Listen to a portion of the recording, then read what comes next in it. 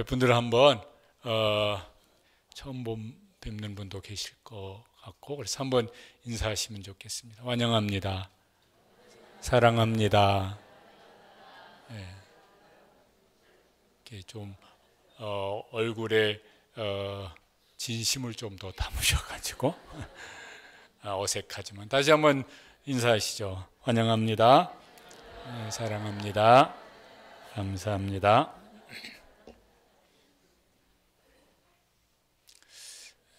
누구나 겪는 두 가지 일이 우리에게 있습니다. 예외되는 사람이 하나도 없을 거예요. 하나는 태어납니다. 생명을 가지고 우리가 태어납니다. 기쁜 일이고 복된 일이고, 그런데 그 사람이 언젠가는 꼭 죽는다는 겁니다. 가장 슬픈 일이고 불행한 일인데, 이 일에 예외가 있는 사람이 있을까 그러면은 없습니다. 한 사람도. 우리가 다 이제 직접 겪든지 주변에서 보든지 그러니까 그건 이제 인정을 합니다. 그런데 성경에는 그거 말고도 꼭 겪게 되는 두 가지 또 다른 일을 말씀합니다. 하나는 우리가 육체의 생명을 가지고 태어난 것보다 훨씬 더 좋은 생명이 있다는 것과, 또 하나는 우리가 죽는 것보다 훨씬 더 나쁜 죽음이 있다는 것을 말씀합니다. 그건 사람들이 인정 안 하려고 합니다. 아니, 인정하고 싶지도 않아 하기도 합니다. 그런데 하나님은 그것을 있다고 말씀하시고 그것을 준비하고 계십니다. 야, 이게 죽는 것보다 더 나쁜 죽음이 있다, 이러면 이거는 피해야 될 일이겠고, 우리가 지금 이 생명을 가지고 사는 것, 좋은 것도 있지만은 지금 간증하신 분, 2부 때도 간증하신 분, 또 저만큼이든지 야, 나는 그보다 더한데 이러든지, 혹은 나는 저건 아니지만은 나도 쓰면은 책 한 권 가지고는 모자란다, 뭐 이런 분들도 이제 계십니다. 그런데 훨씬 더 좋은 생명이 있다고 그런다면 그 생명은 꼭 누렸으면 좋겠습니다.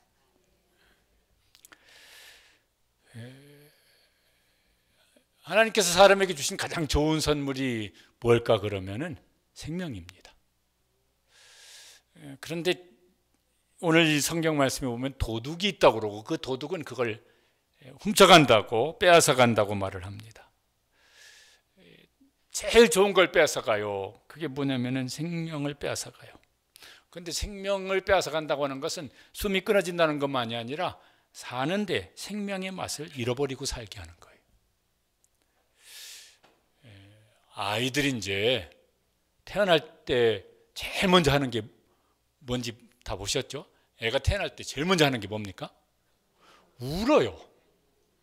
그 왜 우는지 뭐 여러 가지 설명이 있는데, 어떤 분이 이러더라고. 앞으로 살 일이 걱정돼서 운다고. 울어요. 그리고 또 아파요. 언제가 제일 아프냐면은 몇 살 될 때까지, 그때는 하여튼 병원도 자주 가고 자주 아파요. 그래서 이제 뭐 한 10살 넘어가든지 그러면 몸은 이제 덜 아픈데 마음이 아파. 사춘기 오고 이러면은 지도 지 자신을 모르겠고, 옆에 있는 뭐 부모도 왜 제가 저러는지 모르겠고, 뭐 무슨 뭐 전문가 데려가도 그분도 다는 몰라요. 오은영 박사나 알까, 나머지 사람들은 모르는 것 같아. 왜 그런지. 그리고 이제 뭐 무슨 뭐 공부 다 시켜놨는데 먹고 살 것이 이제 걱정이 되어져서 걱정이고, 그 다음에 이제 조금 더 시간이 지나면은 나이 먹으면 이제 그 다음에 또 몸이 아파오기 시작하네. 그래서 무슨 뭐 이제 50 넘어가면요, 어디가 아프세요? 그렇게 묻지 마시고 안 아픈 데가 어디냐고 물어보세요. 오만 군데가 아프네. 그러다가 죽어요. 그게 인생이에요. 시편에 보면은 이런 말씀이 있습니다. 우리의 연수가 70이요, 강건하면 80이라도 그 연수의 자랑은 뭐라? 수고와 슬픔뿐이요. 이렇게 살아왔는데 뭐 자랑거리 쌓여 있는 거 보니까 수고와 슬픔이 제일 많아요. 근데 그나마도 신속히 지나가 버린다고. 그리고 신속히 지나가면 뭐가 기다리고 있을까요? 죽음이 기다리고 있죠. 죽는 것을 좋아하는 사람이 있을까? 나는 죽음 그 자체가 막 너무너무 좋아요. 이럴 사람이 있을까? 무슨 죽음을 노래한 시인도 있고 가수도 있고 그런데 그 사람은 그게 좋아서 그럴까? 아니죠. 다 싫어해. 다 원치 않아. 그런데 다 원치 않는 그걸 맞이하게 된다고요. 불행 중 불행이죠. 지난달에 아직 다 지나가지는 않았네. 이제 장례식을 우리 교회 여러 번 치렀습니다. 그 중에 이제 우리 고명희 권사님 106세 1919년생 한 세기를 넘게 사신 분. 전주에 통화했는데 목소리가 아직도 쌩쌩하셔서 이분은 하나님께 도대체 몇 세까지 살게 하시려나 그런데 그 다음 주에 불러가시더라고요. 지난 주간에 남상현 집사님 87세 고생 많이 하셨어요. 마지막에 이렇게 이제 병원에서 치매도 있으시고 장례식을 이제 치르는데 그 병원 갔더니 그 장례식장에 이런 분도 거기 있더라고. 이름은 모르겠어요. 봤는데 기억이 안 됐지 뭐. 35세 남자. 결혼은 했는지 미혼인지 모르겠는데 거기 그 장례식 그 식장에 이제 장례 치를 명단 중에 35세인 남자도 있더라고요. 야, 그 35살에 뭔 사고인지 뭔 병인지 모르겠는데 그분도 죽으셨더라고. 대단한 사람도 죽어요. 지난주간 뉴스 중에 저 이란 대통령이 또 거기 막 타고 있는 막 뭐 무슨 장관이 뭔 60대 초반인가 그렇던데 아이고 다 죽었더라고. 남 얘기가 아니라 뭐예요? 어느 날 그게 다 우리 자신의 이제 얘기가 되어질 것입니다. 세계 인구가 81억이 넘었더라고요. 그 중에 막 0.00 뭐 1% 정도는 이 죽음에 예외가 있을까요? 아니요. 81억 중에 한 명도 예외가 없어요. 그 예외가 있다면 그 중에 내가 될까? 뭐 이런 희망을 가져볼지 모르겠는데 없어요. 성경의 창세기 3장 19절에 보면은 저런 말씀이 있습니다. 한번 같이 읽어보실까요? 너는 흙이니 흙으로 돌아갈 것이니라. 무슨 소리예요? 너 언젠가 죽는다 소리예요. 왜 죽게 되나? 늙으면 다 죽어야 되나? 아프면 다 죽어야 되나? 아니 늙지도 않는데 왜 막 이렇게 무슨 30살짜리 장례식을 왜 치러야 되나? 누가 명쾌하게 설명해 줄 사람이 없어요. 성경에는 이제 그 이유를 명확하게 말씀합니다. 하나님이 말씀하시는 이유죠. 로마서 6장 23절에 왜 죽는다고요? 죄의 삭은 사망이요. 죄의 형벌로 죽는다는 것이에요. 왜 다 죽어야 돼? 거기 로마서 3장에 보면 이렇게 말씀하십니다. 모든 사람이 죄를 범하였음에 저거 동의가 잘 안 될 수 있을지는 몰라요. 이렇게 신학교 다닐 때 토요일 되면은 이제 몇 사람들이 경찰서 유치장에 전도하러 갔었습니다. 지금도 기억나는 게 거기 이제 제가 아니고 이제 저희 선배가 무슨 이제 뭐 이렇게 복음을 전했어요. 그 중에 죄란 얘기가 나오잖아요. 그랬더니 그 안에 있던 어떤 분이 소리를 냅다 질렀습니다. 죄 지은 놈들은 밖에 있어. 우리는 그렇게 죄 지은 사람이 아니야. 막 이러면서 막 뭐라고 막 욕을 하더라고요. 죄가 뭐죠? 뭐가 죄입니까? 법을 어기는 게 죄예요. 그죠? 나라의 법이 있습니다. 막 무슨 막 강도짓을 하고 막 살인하고 이러면요 중범죄예요. 이 사람들은 이제 무슨 벌을 받겠습니까? 징역 10년이 됐든 어떤 심하면 막 평생 감옥에서 죽을 때까지 감옥에 있도록 이제 감옥에 갇히는 벌을 이제 받습니다. 그 정도 심각한 죄가 아니고 운전하다가 마음 급해가지고 노란불인데 쌍지라 갔어. 그랬더니 거기 있어. 눈 부릅뜨고 있는 CCTV가 찍었어. 그럼 벌을 받아야 돼요. 무슨 벌을 받겠습니까?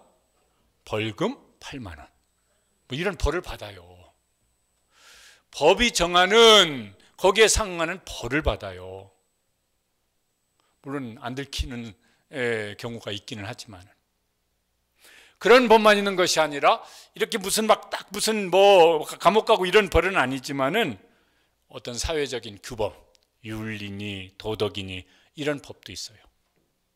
요즘에는 막 그렇게 말하는 것도 좀 그렇지만은 예전에는 막 부모 말 안 듣고 막 불효하면은 벌을 받았어요. 무슨 벌을 받았습니까?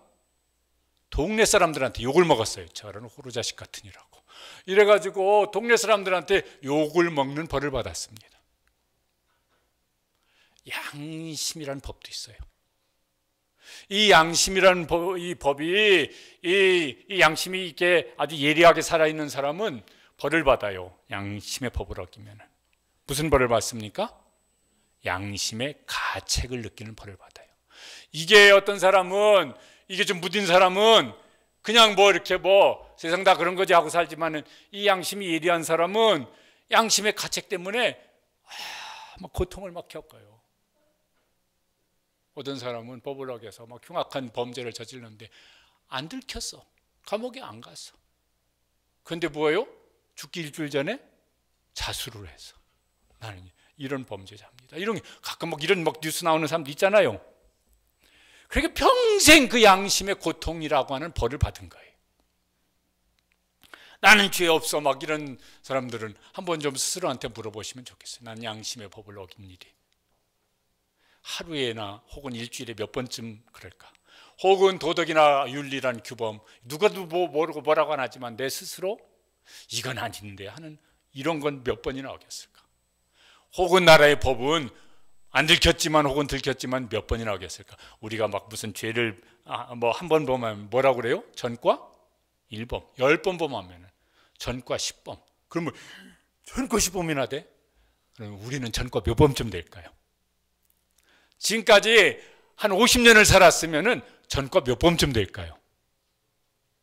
전과 수만 범 될걸. 그 이상 될지도 몰라요. 아주 흉악하지. 그건 다 우리 뻔뻔하게 여기 지금 앉아있다고요. 저는 뻔뻔하게 설교하고 있고 여러분은 뻔뻔하게 설교를 듣고 계시고. 성경에도 죄가 있습니다. 하나님의 법을 어긴 거예요. 하나님의 법을 어기면 벌을 받아요. 무슨 벌을 받나? 앞에 나온 성경 말씀에 보면은 죄의 삭은 뭐라고요? 사망이에요. 왜? 무슨 하나님은 무슨 법을 주셨고 무슨 그 법을 어겼다는 게 뭐 그렇게 심각한 죄냐? 성경에 보면은 처음 하나님이 처음 사람을 지으셨습니다. 아담과 하와라고 그래요. 하나님께서 이 사람들에게 법을 주세요. 선악과 들어보셨을 거예요.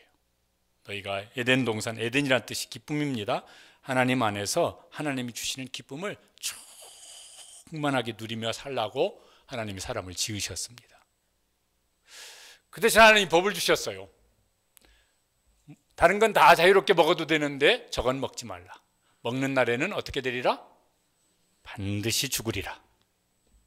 그런데 여기 오늘 나오는 이 도둑이 성경에는 혹은 마귀라고도 하고 혹은 사탄이라고도 하는데 이놈이 와서 이제 속입니다. 성경을 보면요, 요 마귀는 이런 존재라고 말씀을 합니다. 너희는 너희 아비 마귀에게서 났으니 그가 거짓말쟁이요 거짓의 아비가 되었습니다. 요 마귀, 요 사탄이라는 요 놈은 거짓의 명수예요. 그래서 얼마나 사람을 속이는 일에 능란한지 몰라요. 요 마귀가 와서 하나님께서 주시는 기쁨은 싹 다 뺏어가 버리고, 그리고 하나님이 주신 좋은 모든 것을 도둑질해 가려고 속였습니다. 뭐라고 속이냐면 창세기 3장 5절에 보면은 하나님은 먹는 날에는 반드시 죽으리라 그랬는데 뭐라고 하면 저렇게 속였어요. 너희가 그것을 먹는 날에는 어떻게 될 것이다? 하나님같이 되리라.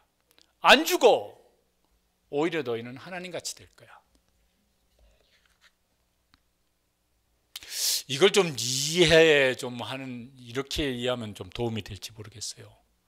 여기 이제 직장 생활 하시는 분들은 출근을 이제 하셨습니다. 들어갔더니 직원으로 출근을 했는데, 어우, 저기 사장실이 아주 근사해 보이네. 옛날 노래가 있었거든요. 빙글빙글 도는 의자, 회전 의자에 임자가 따로 있나? 앉으면 주인이지. 앉는 놈이 주인이지. 그래가지고 사장 의자에 딱 앉아가지고 거기 사장 결제판에 있는 거에다 자기가 사인 다 해버리고 도장 꽉 찍어버리고, 그리고서는 내 자유다. 아니, 내가 자유롭게, 내 자유인데 어떤 놈이 시비여? 이러면서 한다면 그 자유입니까? 아니요. 아마 그 사람은요, 그 회사에서 쫓겨날 거예요. 좀 옛날식으로 해가지고 사극에 왕이 있고 신하가 있는데, 신하가 앉으면 주인이지. 그리고 왕의 옥좌에 앉아가지고, 왕의 그 도장 있잖아요. 그거 뭐죠? 이거 옥새 가지고 막 꾹꾹 눌러대네. 막 여기도 누르고 저기도 누르고. 내가 누르고 싶은데 다 도장을 찍네. 내 자유야. 누가 시비야? 말이 됩니까? 말이 안 되잖아요. 그러면요, 무슨 막 뭐 반역 뭐 이런 거로 해가지고 능지처참을 당하든지 이렇게 될 거예요. 하나님은 나는 하나님의 자리에 있고 너는 사람의 자리에서 내가 내게 주는 복을 누리고 살아라. 근데 마귀는 속였어요. 야, 그러지 마. 네가 하나님 자리에 올라가. 그래서 네가 네 인생의 주인이 되어서 내 마음대로 살아. 그래서 속였어요. 그래서 속아 넘어갔습니다. 분수에 지나친 욕심을 부린 거예요. 그 이후로 이 아담의 후예인 인간이 분수에 지나친 욕심을 가지고 살아요. 마귀는 지금도 계속해서 속인다고 성경에 말씀하세요. 뭐 가지고 속이냐면 에베소서 2장 3절에 보면은, 전에는 우리도 다 그 가운데서 뭘 따라 살았습니까? 우리 육체의 욕심을 따라 지내며 육체와 마음에 원하는 것을 하여 다른 이들과 같이 본질상 진노의 자녀였더니, 마귀가 세상 풍조를, 세상 트렌드를 그렇게 만든다고, 할 수만 있으면 더 욕심을 크게 하고 더 내 마음에 어떤 욕구하는 것을 더 갖기를 원하며 살게 한다고. 여러분, 우리가 욕심대로 이렇게 다 살지도 못하잖아요. 그죠? 근데 욕심껏 살면 더 행복해집니까? 아닌 것 같아요. 욕심과 행복은 반비례하는 것 같아요. 욕심이 커질수록 행복하다는 그 행복지수는, 내 마음속의 행복지수는 낮아져요. 왜? 내가 욕심 부리는 것만큼 다 얻지를 못하니까. 또 얻어본들 그게 또 오랫동안 만족이 가지 않으니까. 내가 욕심을 더 부리면 내 옆에 있는 사람은 어떻습니까? 그 사람도 막 덩달아 행복해집니까? 아니요. 내가 욕심 부리는 만큼 내 옆에 있는 사람은 힘들어요. 불행해져요. 보지는 않았는데 이렇게 설명하는 것만 들었어요. 해녀의 삶을 그린 다큐멘터리 영화래요. 물숨. 한번 봤으면 좋겠는데, 저기 뭐냐면요, 저기 이렇게 제주도든 어디 바닷가 해녀분들이 물속에 들어갑니다. 물질을 합니다. 그래서 뭐예요? 전복도 따고 해삼도 따오고. 그런데 이제 물속에 들어가서 얼마 있으면은 숨이 차잖아요. 그럼 어떻게 됩니까? 물 밖으로 나와서 보면 막 그 숨을 쉬잖아요. 그분들 특이한 거 뭐예요? 이러면서 이제 깊은 이제 숨을 쉽니다. 그래야 살아요. 그래 또 물질 또 알 수 있어요. 그런데 숨이 차서 올라오다가 보니까 여기 이따만한 전복이 보이고 해삼이 보이네. 그리고 어떻게 다시 들어가요. 그런데 숨은 이미 다 찼어. 그럼 어떻게 됩니까? 숨을 내뱉고 숨을 다시 들이키는데 뭐가 들어오겠어요? 물이 들어와요. 이게 숨 쉬다 하니까 이게 기도를 통해서 어디로 들어가요? 폐로 들어가요. 어떻게 될까요? 이제 그러면 죽는 거예요. 그래서 이제 해녀가 욕심 부리면 물숨을 쉬게 되어진대요. 그럼 죽는데요. 이제 저게 해녀들만 해당되는 얘기겠습니까? 아니잖아요. 우리는 또 다른 물숨을 쉬어요. 어떻게 하면 욕심을 더 크게 할까? 그럼 마귀는 그걸 가지고 유혹해요. 욕심 더 부려라. 성경은 이렇게 말씀합니다. 야고보서 1장 15절에 보면은 욕심이 잉태한 즉 죄를 낳고 죄가 장성한 즉 사망을 낳느니라. 저게 마귀가 하나님이 우리에게 주신 생명을 도둑질해가는 방법이에요. 욕심을 자꾸 크게 만들어서 그러다 보니까 죄를 짓게 만들고 그리고 망하는 길로 가게 만드는. 죽으면 다 끝나나? 사람들은 그렇게 말을 합니다. 근데 그렇게 말을 하면서 또 모순된 말을 또 합니다. 언제 그럴까 그러면 저 장례식장 가면은 분명히 죽어서 이제 장례식 치르고 있는데 그게 특별히 막 자기가 가족이 됐든 막 이러면은요, 기독교 신자 아니더라도 막 이제 제가 목사라고 문상을 가면은 기도 부탁하는 분이 계세요. 목사님 오신 김에 우리 아버지 좋은 데로 가시라고. 우리 어머니 사느라고 아주 지질이 고생하며 사셨는데 죽은 다음에라도 좋은 데 가서 쉬게 하시도록 기도해달라고.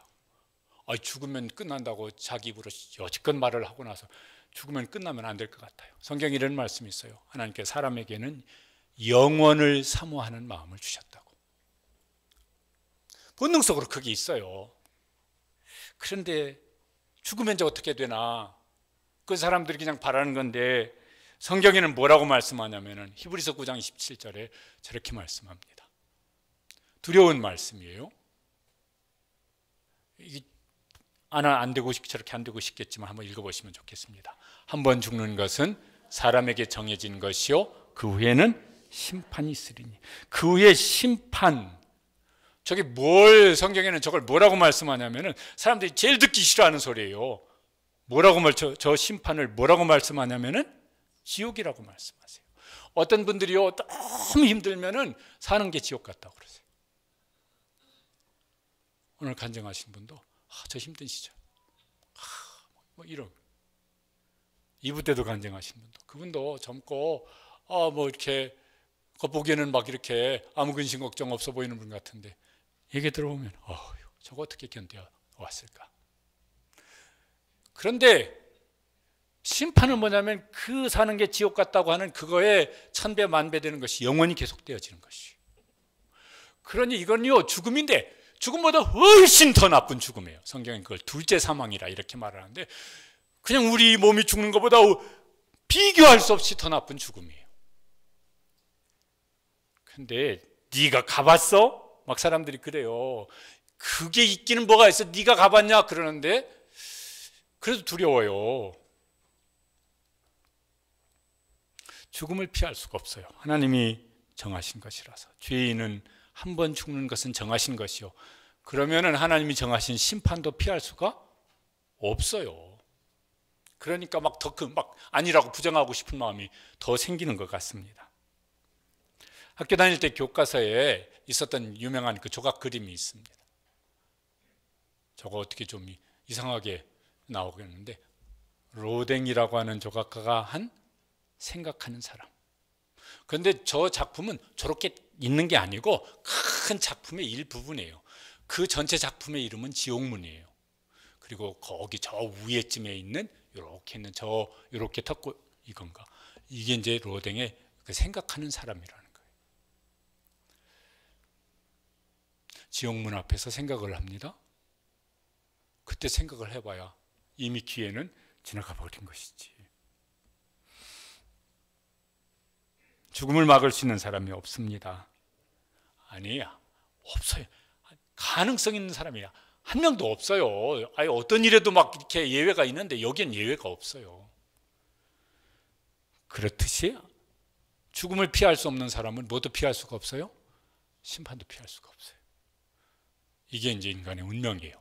스스로 벗어날 수 없는 운명이에요.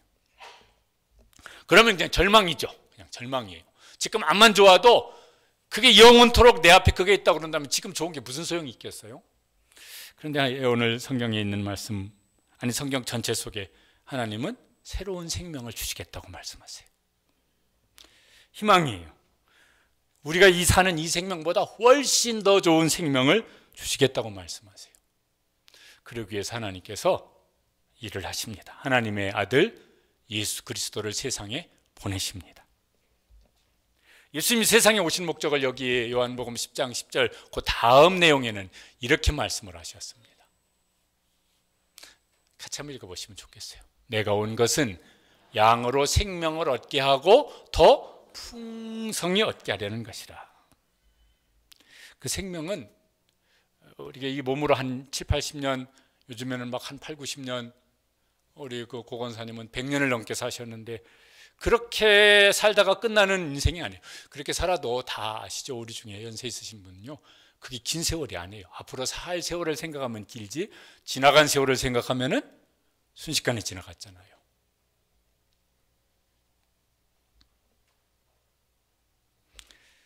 그 생명이 아니고 새로운 생명이라고, 그 생명보다 훨씬 더 좋은 생명이라고. 그 어떤 생명이냐면은 요한복음 11장 25절 26절, 예수님이 저렇게 말씀을 하셨습니다. 나는 부활이요 생명이니 나를 믿는 자는, 예수님이 주시는 새로운 생명은 어떤 생명이냐면은 죽어도 다시 사는 생명이라고. 그 다음에 뭐라고 말씀하시냐면, 무릇 살아서 나를 믿는 자는 어떻게 살 것이다? 영원히 살 것이다. 저게 시간적으로만 영원히 산다는 게 아니에요. 이렇게 죽음을 앞두는데 막 앞으로 10년 당신은 막 무슨 어떤 특별한 치료든지 특별한 약을 먹어서 6개월, 1년 뭐 넘기기 어려우신데 이 약 드시면은 10년은 혹은 20년은 더 사실 것입니다. 이러면요, 누구든 그 약을 먹으려고 그럴 것 같아요. 물론 그래도 죽겠지만. 근데 예수님께서 생명을 주시겠다는데 그 생명은 죽어도 다시 살고, 예수님이 죽으시고 부활하셨듯이 예수님이 가지신 생명, 영원한 생명이에요. 근데 그 생명을 주실 것이라고. 이게 이제 잘 우리가 실감이 안 되지만은 그 생명을 주실 것이라고. 그 생명을 가진 사람은 세상에 사는 동안에도 그 생명의 맛을 보고 살아요. 그리고 이제 죽으면 어떻게 될까요? 이사 가요. 여기서 살다가 어디로 이사 가겠습니까? 천국으로 가서 살아요. 이렇게 고달픈, 물론 늘 고달픈 건 아니고 좋을 때도 있긴 하지만 고달픈 것도 많잖아. 그런데 그걸 벗어버리고 거기는 성경이 이렇게 말씀하세요. 눈물도 없고 슬픔도 없고 아픔도 없고 사망도 없고, 그리고 완전한 사랑, 완전한 행복을 누리는 것이라고 이사 갈 거예요. 그래서 성경에 성도의 죽음은 존귀한 것이라는 말씀이 있어요. 왜요? 이사 가잖아. 거기 막 곰팡이 잔뜩 쓰는 그 지하 원룸에서 살다가 저 아파트 35평 분양받아가지고 이사를 가요. 그러면 어떨까요? 다 축하한다고 두루마리 화장지 사들고 와요. 성도의 죽음은 그런 것이라고. 그래서 천국에서 영원히 하나님과 함께 사는 것이라고. 그 사람은 지금도 살면서 이렇게 살면 막 고단할 때 소망이 분명하면은 그 소망은 우리에게 힘을 줍니다. 견딜 수 있는 힘, 버텨낼 수 있는 힘, 이겨낼 수 있는 힘. 소망이 분명하면은, 그게 지금 내 앞에 현실은 아니지만 그 소망이 분명할수록 현실을 견뎌내는 힘을 줘요.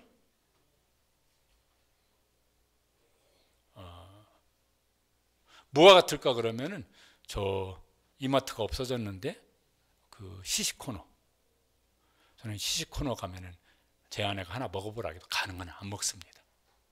먹었으면 사람이 양심이 있지 사야지. 살 것도 아니면서 먹기는 또 왜 먹어? 그래도 막 그다음 먹어보라면 먹는데 2번은 거의 안 먹습니다. 2번 먹으면 사야 될 것 같은데 안 사고 그냥 지나가면 이게 인간의 도리가 아니지, 막 이런 생각이 들어가지고. 그런데 그 사람들이 자꾸 먹으라고요. 왜요? 맛있으니까.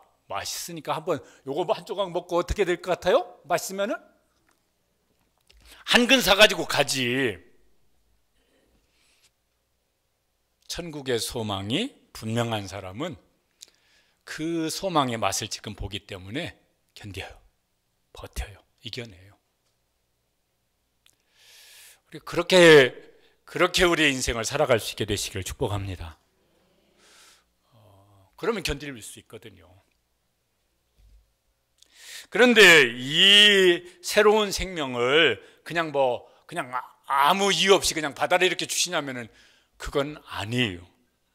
여기 10절을 읽었는데 그 다음에 11절에 보면은 이 새 생명을 주시기 위해서 예수님이 하시는 일을 저렇게 말씀합니다. 선한 목자는 예수님을 가리킵니다. 양들은 죽음과 심판에 매여 있는 사람을 가리키는 것이고, 선한 목자는 양들을 위하여서 어떻게 한다고요? 목숨을 버리거니와.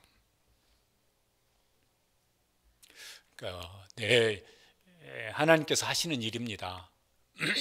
구약성경 이사야 53장 6절에 보면 하나님은 저렇게 하셨고 그래서 예수님이 죽으셨다고 말씀하세요. 여호와께서는 우리 모두의 죄악을, 그는 예수님이신데 그에게 담당시키셨도다. 왜 우리가 이런 거 있어요. 뭐 책임 전가한다. 우리의 죄에 대한 책임을 하나님께서 어떻게 하시냐면 예수님께 전가시켰어요. 그래서 예수님께 형벌을 내리셨어요. 예수님이 내 죄를 대신 짊어지시고 대신 형벌을 받으셔서 십자가에 처형당하여 죽으신 거예요. 왜 그렇게 하셨을까? 그렇게 하셔야 될 무슨 의무가 있으신 건가? 아니고 이유를 이제 이렇게 말씀합니다. 로마서 5장 8절에 보면은 그 이유가 저랬습니다.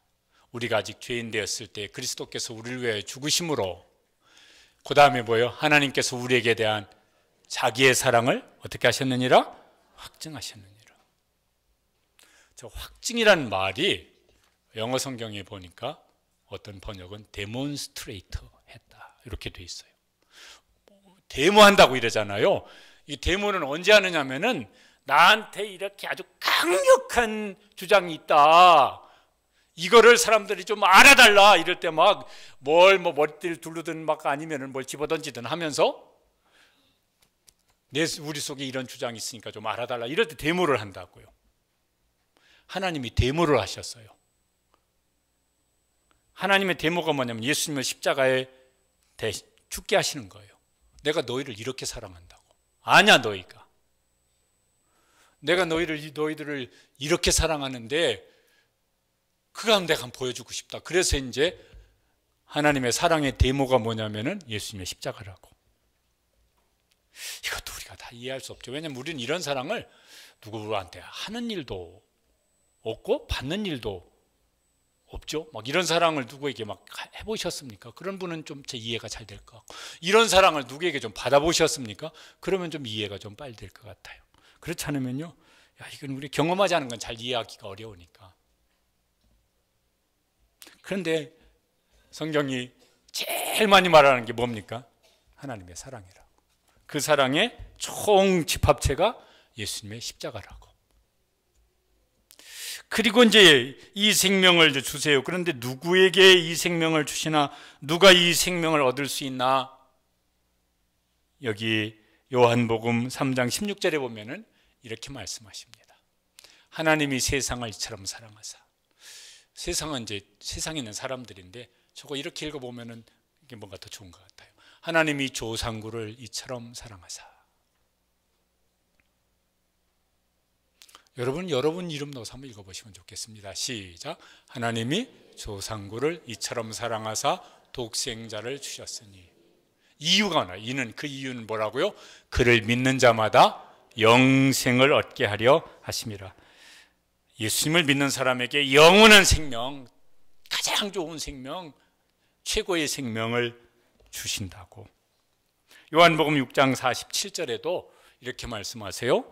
믿는 자는 영생을 가졌나니. 그러니까 예수님이 나를 대신해서, 그분이 하나님의 아들이신데 나를 대신해서 내 죄를 대신 짊어지시고 내 대신 십자가에 달리셔서 죄의 형벌인 죽음을 죽으셨다고 하는 것을 믿는 사람, 그 사람에게는 하나님께서 그 죄를 예수님이 대신 다 옮겨주셨으니까 그에게 죄의 벌을 내리시지 아니하시고 오히려 그에게는 선물을 주시는데 뭘 주신다고요? 영원한 생명을 선물로 주십니다. 예수님을 믿는다고 하는 게 뭘까? 여러 가지 설명을 할 수가 있겠지만 그 중에 요한복음 1장 12절에 보면은 믿는다고 하는 것을 저것도 예수님이 가르쳐 주신 말씀인데 한번 저 말씀 같이 한번 읽어보시죠. 영접하는 자, 곧 그의 이름을 믿는 자들에게는 하나님의 자녀가 되는 권세를 주셨으니. 믿는다고 하는 것은 예수님을 영접한다. 영접한다는 건요, 웰컴, 환영합니다. 내가 자원해서 내 마음을, 내가 당신을 영접합니다. 우리 집에 오세요. 청소 깨끗이 해놓고 맛있는 거 준비해놓고 우리 집 오세요. 그럴 때 이제 들어와서 띵동했는데 어서 오세요. 이게 이제 영접하는 거잖아요. 예수님을 영접하는 사람에게는 그게 예수님을 믿는 것인데 하나님 영원한 생명을 주시고 하나님의 자녀가 되는 권세를 주신다고. 하나님의 자녀로 삼아 주신다고. 죄인이 아니라 하나님의 자녀로 삼아 주신다고. 한 가지 이제 더 의미가 있어요. 뭐냐면은 아까 그렇게 비유를 들었는데 직원이 앉으면 주인이지. 그리고 앉아서 자기 마음대로 했는데 알고 봤더니 그게 아니네. 이 회사의 사장은 저분이고 이 자리는 저 사장님의 자리고. 어이코 제가 뭘 몰라서 잘못됐습니다. 여기 사장님의 자리에 앉으시고 저는 제 자리로 가서 앉겠습니다. 그게 주라는 말이에요. 예수님을 나의 주님으로, 내 인생의 주로 그렇게 모셔드리겠습니다. 내 죄를 대신해서 죽으시고 나에게 영원한 생명을 주시는 구원자일 뿐만 아니라 내 인생의 주로 모셔드립니다. 이게 예수님을 영접한다는 것입니다. 우리 중에는 이제 이미 신앙생활을 하시면서 예수님을 영접하신 분들이 계실 거예요. 나의 구원자요, 나의 주님이십니다. 그런 분들은 이제 그 영생을 시시코너에서 때때로 맛보는 것처럼 맛보시고 더 맛보시고 그래서 풍성한 생명을 누리시면서 현실을 어떤 때는 감당하고 견디고 이겨내가고 소망 중에 살아갈 수 있게 되시기를 축복합니다. 교회를 다니긴 다녔지만은 저는 그런 소리를 들어보겠지만은 제 마음속에 확신이 없습니다. 제가 정말 제 마음으로 제가 인격적으로 예수님을 제 마음속에 제 삶에 그렇게 모셔드려 적이 없습니다. 근데 그렇게 하고 싶습니다. 그래서 그 생명보다 훨씬 더 좋은 영원한 생명을 저도 얻고 싶고 하나님의 자녀로서 죽음 후에는 천국에서 영원히 사는 그 복을 누리고 싶고 또 내 욕심대로 사는 것이 아니라 나는 내 삶의 자리에 서서 하나님의 인도하심을 따라 살고 싶고 그렇게 하고 싶습니다. 그런 마음이 있으신 분들은 그렇게 예수님을 영접하셨으면 좋겠습니다. 성경에 이런 말씀도 있어요. 사람이 마음으로 믿어 의에 이르고 입으로 시인하여 구원에 이르느니라. 입술로 그러면 네가 그게 진심이면 네 입술로 한번 고백해봐라. 하나님이 이제 그러시는 거예요. 우리가 하나님께 뭘 말씀드리는 것을 찬양으로 할 수도 있지만은 보통 이제 기도로 이제 합니다. 오늘 여기 이제 보니까 예전에 뵀던 분들이 여기 자녀들 중에서도 예전에 어이구 저렇게 컸네 막 있고 혹은 어른 중에서도 있으시고 오랜만에 앞자리에서 오늘도 울고 계시는 저분도 있으시고 또 어떤 분들은 오늘 처음 오신 분들도 계세요. 혹은 아내가 혹은 뭐 남편이 혹은 부모가 혹은 알고 있는 이웃 지인이 한번 좀 꼭 와보시라. 근데 그 사람의 초청이 아니라 사실은 하나님의 초청입니다. 그 사람의 초청이 아니라 사실은 예수님의 초청입니다. 그 마음을 대신 전달해 드렸을 뿐입니다. 그래서 여기 이제 오신 분들이시라면은 그렇게 제가 예수님을 제 마음속에 초청하여서 영접하고 싶습니다. 그런 마음이 있으실 것 같아요. 또 그런 마음이 진심이라고 그런다면은 뭐 어떻게 해야 될지 모르니까 그런 이제 기도문을 제가 한번 만들어 봤습니다. 제가 한번 읽어보겠습니다. 하나님 감사합니다. 저는 내 욕심대로 살아온 죄인입니다. 그런 저의 죄를 용서해 주시려고 예수님이 십자가에서 대신 죽으시고 부활하셔서 진심으로 감사합니다. 주 예수님, 저는 지금 제 마음의 문을 열고 예수님을 저의 구원자와 주님으로 영접합니다. 제 마음과 삶에 들어오셔서 저의 구원자와 저의 주님이 되어 주시옵소서. 이제부터 하나님 앞에 갈 때까지 저를 인도해 주시고 보호해 주시옵소서. 예수님의 이름으로 기도합니다. 아멘. 근데 저도 그런 마음입니다. 저가 혼자 표현하라고 그러면은 이렇게 두서없이 표현하기가 어렵겠는데, 저도 그렇게 예수님을 정말 진심으로 제 마음속에, 제 삶 속에 모셔드리고 싶습니다. 그렇다면은요, 기도문 다시 한번 띄워주시고 한번 기도해 보셨으면 좋겠어요. 억지로 뭐 하라고는 안 하겠습니다. 그런데 제 마음도 그렇게 하고 싶습니다. 그렇다면은 제가 한 부분 읽으면 여러분이 곧 따라서 읽으시고, 이러면서 함께 이제 눈 뜨고 읽으면서 기도하지만은 진심을 담아서 한번 기도하시면 좋겠습니다. 하나님 감사합니다. 저는 내 욕심대로 살아온 죄인입니다. 그런 저의 죄를 용서해 주시려고 예수님이 십자가에서 대신 죽으시고 부활하셔서 진심으로 감사합니다. 주 예수님, 저는 지금 제 마음의 문을 열고 예수님을 저의 구원자와 주님으로 영접합니다. 제 마음과 삶에 들어오셔서 저의 구원자와 저희 주님이 되어 주시옵소서. 하나님, 이제부터 하나님 앞에 갈 때까지 저를 인도해 주시고 보호해 주시옵소서. 예수님의 이름으로 기도합니다. 아멘. 진심으로 그렇게 기도하셨다면은 예수님은 우리 속에 계세요. 그리고 정말 진심으로 그렇게 했다면은 하나님이 약속하신 말씀대로 영접하는 자, 곧 그 이름을 믿는 자들에게는 하나님의 자녀가 되는 권세를 앞으로 언젠가 주실 것이다? 아니고 뭐예요? 주셨나니 이미 그 사람은 하나님께서 너는 내 아들이라, 너는 내 딸이라 그렇게 하나님의 자녀로 삼아 주신 사람입니다.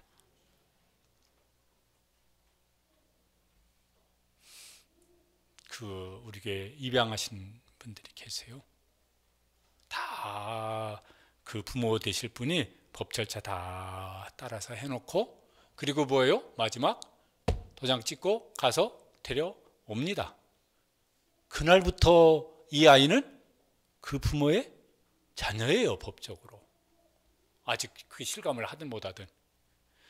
예수님을 영접한 사람은 이미 그 사람은요, 하나님이 인정하는 법적 신분이 뭐라고요? 하나님의 아들이고 하나님의 딸이고 하나님의 자녀입니다. 그 사람은 이미 영원한 생명을 예수님께서 그에게 주셨습니다. 그 사람은 살다가 어느 날 하나님이 우리를 죽음을 통해서 부르실 거예요. 그러면은 천국에서 영원한 생명을 누리며 살게 될 것입니다.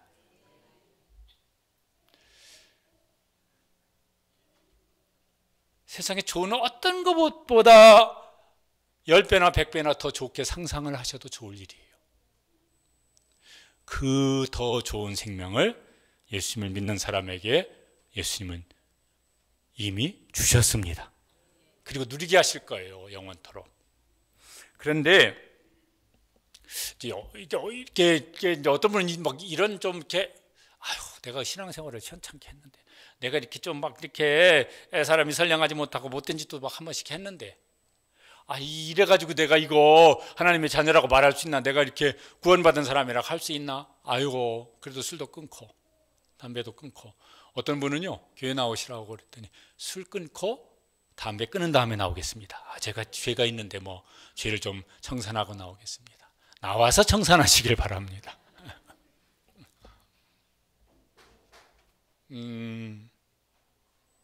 이런 것 같아요.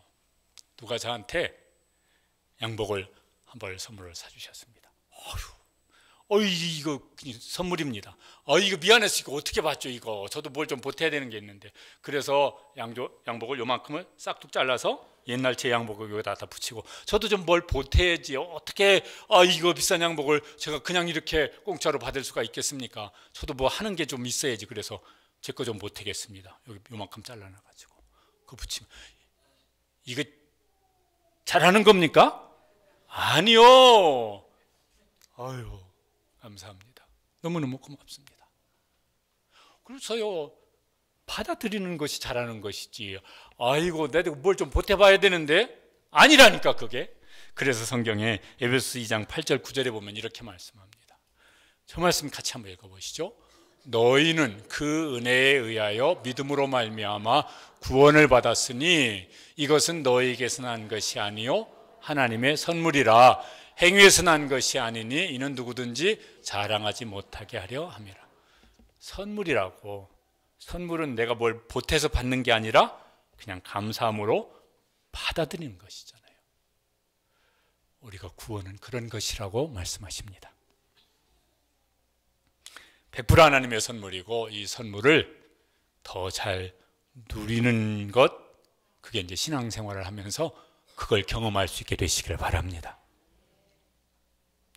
시를 하나 읽어드리고 마치겠습니다. 많이 들어본 시일 거예요. 이게 초청장에다가도 저 시 넣어드렸습니다. 나태주라고 하는 시인이 쓴 들꽃이에요. 자세히 보아야 예쁘다. 오래 보아야 사랑스럽다. 너도 그렇다. 일단 짧아서 좋은 시고, 읽어보니까 내용이 이게 가슴 따뜻하게 하는 시라서 좋아요. 그런데 안 읽는 게 좋을 수도 있겠어요. 이미 읽어버렸네.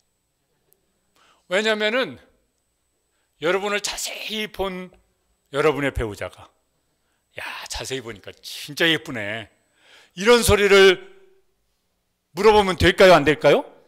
안 됩니다. 오래 봤더니 너무너무 사랑스럽다. 너를 20년째 30년째 봤는데 오래 보니까 더 사랑스럽다. 여보 그렇지? 이런 거 질문해야 될까요? 안 해야 될까요? 하지 마시길 바랍니다. 자녀를 바라보면서, 야, 내가 너를 20년 키우고 30년 키웠더니 오래 봤더니 더 이쁘고 사랑스럽다. 이런 거 물어보지 마세요. 피차에 부담되어집니다. 하나님이 여러분을 보시면 그러실 겁니다. 영원토록. 사람이야 그러든 말든, 그러니까 사람이지, 뭐 그렇게 안 하니까 사람이지. 예수님은 영원토록 보시면서 네가 가장 아름답고 네가 가장 스럽고 가장 사랑스럽고 내 눈엔 너밖에 안 보인다. 영원토록 그러실 것입니다. 왜냐하면 목숨 바쳐서 사랑하셨고 또 사랑하실 분이니까. 제가 기도하겠습니다. 기도 안 따라서 하셔도 됩니다. 하나님, 너무너무 감사합니다.